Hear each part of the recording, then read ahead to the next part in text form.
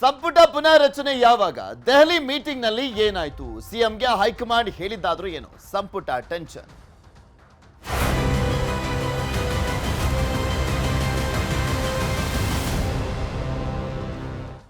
ಸಂಪುಟದಲ್ಲಿ ಚಾನ್ಸ್ ಸಿಗುತ್ತೆ ಅಂತ ಇದ್ದಂತವರಿಗೆ ಶಾಕ್ ಎದುರಾಗಿದೆ. ಸದ್ಯಕ್ಕೆ ಸಂಪುಟಕ್ಕೆ ಸರ್ಜರಿ ಇಲ್ಲ ಅಂತ ಸಂದೇಶವನ್ನ ರವಾನಿಸಲಾಗಿದೆ. ಸಿಎಂ ಭೇಟಿ ವೇಳೆ ಹೈಕಮಾಂಡ್ ಸಂದೇಶವನ್ನ ಕಳಿಸಿದೆ ಸಿದ್ದರಾಮಯ್ಯನವರಿಗೆ. ಸದ್ಯಕ್ಕೆ ಬೇಡ ಅಂತ ಹೇಳಿದ್ದಾರೆ. ಸದ್ಯಕ್ಕೆ ಸಂಪುಟ ಪುನರ್ರಚನೆ ಬೇಡ ಅಂತ.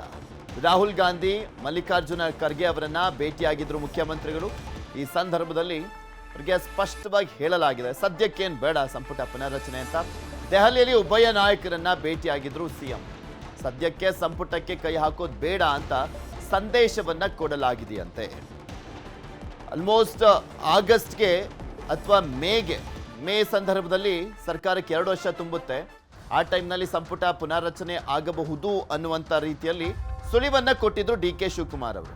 ಇನ್ನ ದಿನೇಶ್ ಗುಂಡೂರಾವ್ ಸೇರಿದಂತೆ ಇನ್ನ ಕೆಲವು ಸಚಿವರು ಈ ಮಂತಲ್ಲಿ ಆಗ್ಬೋದು, ಇನ್ನೊಂದು 2 ವಾರದಲ್ಲಿ ಆಗ್ಬೋದು ಅಂತ ಹೇಳ್ತಾ ಇದ್ರು. ಆಲ್ಮೋಸ್ಟ್ ಈ ಮಂತ್ ಆಗುವಂಥದ್ದು ಡೌಟೇ. ಡಿ.ಕೆ. ಶಿವಕುಮಾರ್ ಹೇಳಿದಂತೆ 2 ವರ್ಷದ ನಂತರ, ಅಂದರೆ ಸರ್ಕಾರಕ್ಕೆ 2 ವರ್ಷ ತುಂಬಿದ ಬಳಿಕ ಸಂಪುಟ ಪುನರ್ರಚನೆ ಆಗುವಂಥ ಸಾಧ್ಯತೆಗಳು ದಟ್ಟವಾಗಿದೆ. ಅದನ್ನೇ ಮುಖ್ಯಮಂತ್ರಿಗಳಿಗೆ ರಾಹುಲ್ ಗಾಂಧಿ ಅವರು ಮತ್ತು ಮುಖ್ಯಮಂತ್ರಿಗಳಿಗೆ ಮಲ್ಲಿಕಾರ್ಜುನ್ ಖರ್ಗೆ ಅವರು ಹೇಳಿ ಕಳಿಸಿದ್ದಾರೆ. ಸದ್ಯಕ್ಕೆ ಬೇಡ, ಜೇನುಗೂಡಿ ಕೈ ಹಾಕೋದು ಬೇಡ ಅಂತ. ನೆಕ್ಸ್ಟ್ ಬೇರೆ ಬೆಳಗಾವಿ ಅಧಿವೇಶನ, ಅದಾದಮೇಲೆ ಬಜೆಟ್ ಅಧಿವೇಶನ ಎಲ್ಲ ಇರುವಂಥದ್ದು. ಈ ಸಂದರ್ಭದಲ್ಲಿ ಅಸಮಾಧಾನ ಅನ್ನುವಂಥದ್ದು ತಾರಕಕ್ಕೆ ಇರಿದ್ರೆ ಅದನ್ನು ಕಂಟ್ರೋಲ್ ಮಾಡೋದು ಕಷ್ಟ. ಸರ್ಕಾರಕ್ಕೆ ಮುಜುಗರ ಆಗುತ್ತೆ, ಪಕ್ಷಕ್ಕೆ ಮುಜುಗರ ಆಗುತ್ತೆ ಅನ್ನುವಂಥ ಒಂದು ನಿಲುವು ಇದ್ರೂ ಇರಬಹುದು. ಮುಖ್ಯಮಂತ್ರಿಗಳು ಇವತ್ತು ದೆಹಲಿಯಲ್ಲಿ ರಾಹುಲ್ ಗಾಂಧಿ ಅವರನ್ನ ಭೇಟಿಯಾದರು, ಪ್ರಿಯಾಂಕಾ ಗಾಂಧಿ ಅವರಿಗೆ ಅಭಿನಂದಿಸಿದ್ರು, ಮತ್ತು ಒಂದು ಕಡೆ ಮಲ್ಲಿಕಾರ್ಜುನ್ ಖರ್ಗೆ ಅವರನ್ನ ಕೂಡ ಭೇಟಿಯಾದರು. ಇದೆಲ್ಲದ್ರ ಬಗ್ಗೆ ಮತ್ತಷ್ಟು ಮಾಹಿತಿಯನ್ನ ಕೊಡ್ತಾ ಹೋಗ್ತಾರೆ ನಮ್ಮ ಪ್ರತಿನಿಧಿ ಹೆಬ್ಬಾಕ ತಿಮ್ಮೇಗೌಡ. ನಮ್ಮ ಜೊತೆ ನೇರ ಸಂಪರ್ಕದಲ್ಲಿ ಜಾಯ್ನ್ ಆಗಿದ್ದಾರೆ. ತಿಮ್ಮೇಗೌಡ್ರೆ, ಸದ್ಯಕ್ಕಂತೂ ಸಂಪುಟ ಪುನರ್ರಚನೆ ಇಲ್ಲ ಅನ್ನುವಂಥ ಸಂದೇಶವನ್ನ ಹೈಕಮಾಂಡ್ ಮುಖ್ಯಮಂತ್ರಿಗಳಿಗೆ ಕೊಟ್ಟಿದೆಯಂತ. ಇದು ಯಾವ ರೀತಿಯಾಗಿ ನಿರಾಸೆಯನ್ನ ತಂದೊಡ್ತಾ ಇದೆ ಆಕಾಂಕ್ಷಿಗಳಿಗೆ? ಹೈಕಮಾಂಡ್ ಸಿದ್ದರಾಮಯ್ಯನವರಿಗೆ ಕೊಟ್ಟಿದೆ ಅನ್ನೋದಕ್ಕಿಂತ ಮುಖ್ಯವಾಗಿ ಸಿದ್ದರಾಮಯ್ಯನವರು ಹೈಕಮಾಂಡ್ ಮನವೊಲಿಸಿದ್ದಾರೆ ಅನ್ನುವಂಥ ಒಂದು ಮಾಹಿತಿ ಲಭ್ಯ ಆಗಿರ್ತಕ್ಕಂಥದ್ದು. ಯಾಕಂತ ಹೇಳಿದ್ರೆ ಈ ಹಂತದಲ್ಲಿ ಏನಾದರೂ ಸಚಿವ ಸಂಪುಟ ಪುನರ್ರಚನೆ ಮಾಡಿದ್ದೇ ಆಗಿದ್ದಲ್ಲಿ ಅದೊಂದು ರೀತಿ ಜೇನುಗೂಡಿಗೆ ಕೈ ಹಾಕ್ದಂತೆ.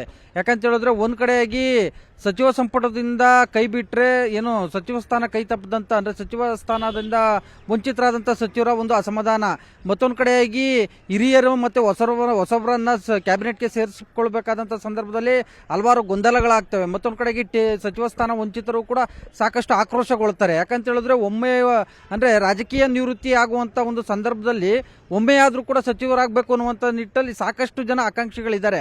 ಸೊ ಹೀಗಾಗಿ ಇಂಥ ಹೊತ್ತಿನಲ್ಲಿ ಜೇನುಗೂಡಿಗೆ ಕೈ ಹಾಕಿದರೆ ಅದು ಬಜೆಟ್ ಅಧಿವೇಶನದ ಮೇಲೆ ಪರಿಣಾಮ ಬೀರ್ಬೋದು ಅಂತ. ಯಾಕಂತ ಹೇಳಿದ್ರೆ ಏನೇ ಹೈಕಮಾಂಡ್ ಒಂದು ವೇಳೆ ಅನುಮತಿ ಕೊಟ್ಟರೂ ಕೂಡ ಡಿಸೆಂಬರ್ ಅಂತ್ಯಕ್ಕೆ ಅಥವಾ ಜನವರಿ ಮೊದಲ ವಾರದಲ್ಲಿ ಕ್ಯಾಬಿನೆಟ್ ರೀಶಫಲ್ ಮಾಡಬೇಕಾಗುತ್ತೆ. ಜನವರಿ ಮೊದಲ ವಾರ ಅಥವಾ ಡಿಸೆಂಬರ್ ಅಂತ್ಯದಲ್ಲಿ ರೀಶಫಲ್ ಮಾಡಿದ್ರೆ ಅಲ್ಲಿ ಅದರಿಂದ ಆಗುವಂಥ ಒಂದು ಅಸಮಾಧಾನ, ಭುಗಿಲೇಳುವಂಥ ಒಂದು ಭಿನ್ನಮತವನ್ನು ಶಮನ ಮಾಡಬೇಕು ಅಂದರೆ ಅದು ಫೆಬ್ರವರಿ ಮಾರ್ಚ್ ಅಂದರೆ 2-3 ತಿಂಗಳು ಎಳೀತಾರೆ. ಸೊ ಹೀಗಾಗಿ ಈ ಒಂದು ಗೊಂದಲ, ಈ ಒಂದು ಅಸಮಾಧಾನ, ಭಿನ್ನಮತ ಎಲ್ಲವೂ ಕೂಡ ಬಜೆಟ್ ಅಧಿವೇಶನದ ಮೇಲೆ ಪರಿಣಾಮ ಬೀರುತ್ತೆ ಅನ್ನುವಂಥ ಒಂದು ಆತಂಕ ಸಿದ್ದರಾಮಯ್ಯನವ್ರನ್ನ ಕಾಡ್ತಾ ಇದೆ. ಸೊ ಹೀಗಾಗಿ ಒಲ್ಲದ ಮನಸ್ಸಿನಿಂದಲೇ ನವದೆಹಲಿ ಪ್ರವಾಸವನ್ನು ಕೈಗೊಂಡಂಥ ಸಿದ್ದರಾಮಯ್ಯನವರು ನಿನ್ನೆ ರಣದೀಪ್ ಸಿಂಗ್ ಸುರ್ಜೇವಾಲಾರ್ಗೂ ಕೂಡ ಈ ಒಂದು ವಿಚಾರವನ್ನು ಹೇಳಿದ್ರು. ಇಂದು ಬೆಳಿಗ್ಗೆ ಸಂಸತ್ ಭವನದಲ್ಲೂ ಕೂಡ ಎಐಸಿಸಿ ಉಪಾಧ್ಯಕ್ಷ ಹಾಗೂ ಪ್ರತಿಪಕ್ಷ ನಾಯಕ ರಾಹುಲ್ ಗಾಂಧಿ ಅವ್ರನ್ನ ಭೇಟಿ ಮಾಡಿದಂಥ ಸಂದರ್ಭದಲ್ಲೂ ಕೂಡ ಸದ್ಯಕ್ಕಂತೂ ಈ ಒಂದು ಸಚಿವ ಸಂಪುಟದ ಒಂದು ಪುನರ್ರಚನೆ ವಿಚಾರಕ್ಕೆ ಕೈ ಹಾಕೋದು ಬೇಡ ಅನ್ನುವಂಥ ನಿಟ್ಟಲ್ಲಿ ರಾಹುಲ್ ಗಾಂಧಿ ಅವರಿಗೆ ಒಂದು ಪೀಠಿಕೆಯನ್ನು ಹಾಕಿದ್ರು ಅಂತ ಹೇಳಲಾಗ್ತಿದೆ. ಆದರೂ ರಾಹುಲ್ ಗಾಂಧಿ ಅವರು ಕೂಡ ಅದು ನೋಡಿ ತೀರ್ಮಾನ ಮಾಡಿ ಅನ್ನುವಂಥ ನಿಟ್ಟಲ್ಲಿ ಒಂದು ಉತ್ತರವನ್ನು ಕೊಟ್ಟು ಅವರು ಲೋಕಸಭೆ ಕಲಾಪದಲ್ಲಿ ಭಾಗಿಯಾಗಿದ್ದಾರೆ. ಇನ್ನುಳಿದಂತೆ ಈ ಒಂದು ಸಚಿವ ಸಂಪುಟ ಪುನರ್ರಚನೆ ವಿಚಾರವಾಗಿ ಸುದೀರ್ಘವಾಗಿ ಚರ್ಚೆಯನ್ನು ನಡೆಸಿದ್ದು ಎಐಸಿಸಿ ಅಧ್ಯಕ್ಷ ಮಲ್ಲಿಕಾರ್ಜುನ್ ಖರ್ಗೆ ಅವ್ರ ಜೊತೆ.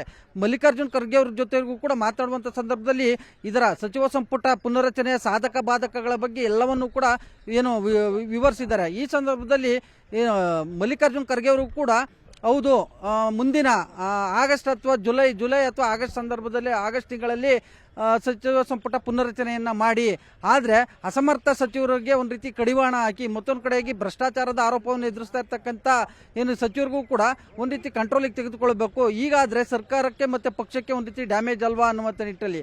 ಸೊ ಹೀಗಾಗಿ ಬಜೆಟ್ ಅಧಿವೇಶನ ಮುಗಿದಂಥ ಕೂಡಲೇ ಯಾವ್ಯಾವ ಅಸಮರ್ಥ ಸಚಿವರು ಇದ್ದಾರೆ, ಯಾವ್ಯಾವ ಏನು ಭ್ರಷ್ಟಾಚಾರದ ಆರೋಪವನ್ನು ಏನು ಕೇಳಿಬರ್ತಾ ಇದೆ ಅವ್ರ ವಿರುದ್ಧ ಮುಲಾಜಿಲ್ದಲೇ ಕ್ರಮವನ್ನು ಕೈಗೊಳ್ತೀನಿ. ಸದ್ಯಕ್ಕಂತೂ ಈ ಒಂದು ಸಚಿವ ಸಂಪುಟ ಪುನರ್ರಚನೆ ಎಂಬ ಏನು ಜೇನುಗೂಡಿಗೆ ಕೈ ಹಾಕೋದು ಬೇಡ ಅನ್ನುವಂಥ ನಿಟ್ಟಿನಲ್ಲಿ ಉಭಯ ನಾಯಕರಿಬ್ಬರನ್ನು ಕೂಡ ಮುಖ್ಯಮಂತ್ರಿ ಸಿದ್ದರಾಮಯ್ಯನವರು ಮನವೊಲಿಸಿದ್ದಾರೆ ಅಂತ ಹೇಳಲಾಗ್ತಾ ಇದೆ. ಅದರಂತೆ ಈ ಸದ್ಯಕ್ಕೆ ಸಚಿವ ಸಂಪುಟ ಪುನರ್ರಚನೆ ವಿಚಾರ ಯಾವುದೇ ರೀತಿಯಾದಂಥ ಒಂದು ಏನು ಚರ್ಚೆಗೆ ಬಂದಿಲ್ಲ ಅನ್ನುವಂಥದ್ದು. ನೋಡೋಣ ಏನಾಗುತ್ತೆ ಅನ್ನುವಂಥದ್ದನ್ನ. ಧನ್ಯವಾದ ತಿಮ್ಮೇಗೌಡರು ನಿಮ್ಮೆಲ್ಲ ಮಾಹಿತಿಗಾಗಿ.